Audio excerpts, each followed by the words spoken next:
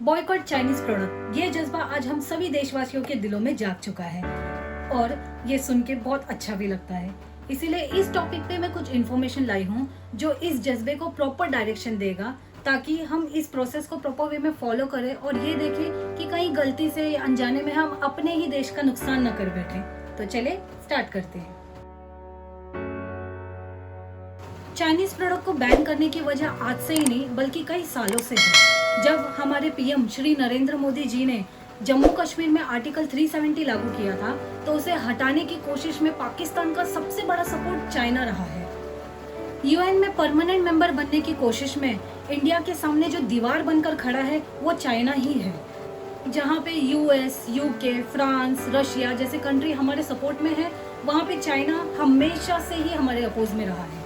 जब इंडिया ने यूएन में कोशिश की थी जैश-ए-मोहम्मद चीफ मसूद अजहर को ग्लोबल टेररिस्ट डिक्लेयर करने का, तभी भी चाइना ने ही अपोज किया था। रिसेंटली लद्दाख के जो गालवन घाटी में हमारे 20 जवान शहीद हुए थे, ये देख के चाइना प्रोडक्ट को बॉयकॉट करने की मुहिम और भी जोरों शोरों से छिड़ गई है।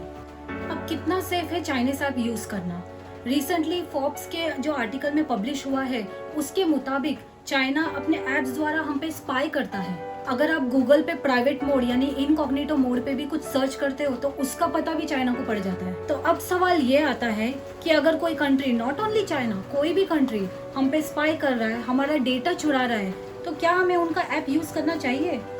I don't think so, it's a good idea. कई सारे इंडियन प्रोडक्ट को चाइनीज प्रोडक्ट से रिप्लेस किया गया है, जिससे जो हमारे लोकल मैन्युफैक्चर है उनको काफी इफेक्ट पड़ा है।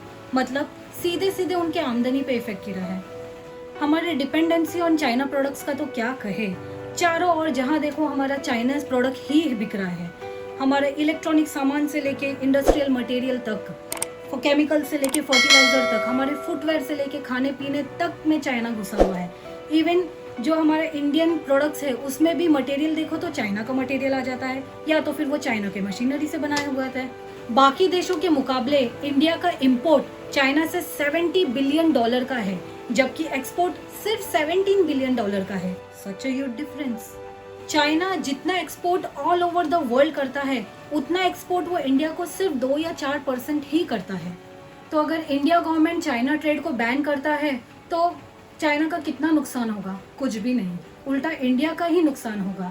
इसके अलावा इंडिया के कई सारे स्टार्टअप बिजनेस जैसे बिग बास्केट हुआ, फ्लिपकार्ट, हाइक, ओला, पेटीएम, पॉलिसी बाजार, Snapdeal, Swiggy, Zomato etcetera etcetera etcetera, उसमें हमारे चाइनीज इन्वेस्टर ही रहे हैं। तो दोस्तों, चाइना इंडिया का सबसे बड़ा ट्रेड पार्टनर है, इसीलिए गवर्नमेंट चाइना को कम्प्लीटली बैन नहीं कर सकता। और ऐसे में आप चाइना से पहले टीवी खरीद रहे हो, चाइना का टीवी खरीद रहे हो और फिर वो टीवी को तोड़ रहे हो मतलब एक तरफ से आप चाइना का इकोनॉमी बढ़ा रहे हो और दूसरी तरफ से अपना जेब काट रहे हो। तो क्या इस प्रॉब्लम का कोई सॉल्यूशन नहीं है? बिल्कुल है। आपने सुना ही होगा, the longest journey begins with a single step. तो हमें भी कुछ ऐसा ही करना है। तो सबसे पहले हमें ये कोशिश करना है कि हम इंडियन ब्रांड के प्रोडक्ट्स ही खरीदें। हम कभी कभी अनजाने में चाइना के प्रोडक्ट्स खरीद लेते हैं, क्योंकि उसमें मेड इन चाइना मेंशन नहीं किया होता है। उसके जगह उसमें लिखा होता है PRC, मतलब पीपल्स रिपब्लिक ऑफ चाइना। ऐसा नहीं है कि हमारी गवर्नमेंट कुछ नहीं कर रही है। अभी हाल ही में ही दिल्ली हाई कोर्ट ने एक नोटिस जारी किया है, ऑल जो भी ई कॉमर्स साइट है जैसे फ्लिपकार्ट है, स्नैपडील है, एक्सेट्रा एक्सेट्रा, जो भी ई कॉमर्स साइट है, उन्हें अगर कुछ भी चीज़ बेचना है तो वो उसमें कंट्री ऑफ ओरिजिन जो भी प्रोडक्ट्स है उसका मेंशन करना ज़रूरी है। हम अपने तरफ से क्या कर सकते हैं, मतलब एज अ पब्लिक हम अपने कंट्री के लिए क्या कर सकते हैं? हमें ये देखना है कि हम जब भी कुछ भी चीज़ खरीदे, कुछ भी प्रोडक्ट खरीदे, तो वो इंडिया का ही हो, इंडियन ब्रांड का ही हो, ना कि चाइना को हो। अगर आपको मेरा ये वीडियो पसंद आया हो तो प्लीज़ इसे लाइक कीजिए, मेरे चैनल को सब्सक्राइब करना ना भूलिए। अगर आप कुछ भी ओपिनियन देना चाहो तो प्लीज़ कमेंट बॉक्स पे ज़रूर शेयर कीजिए।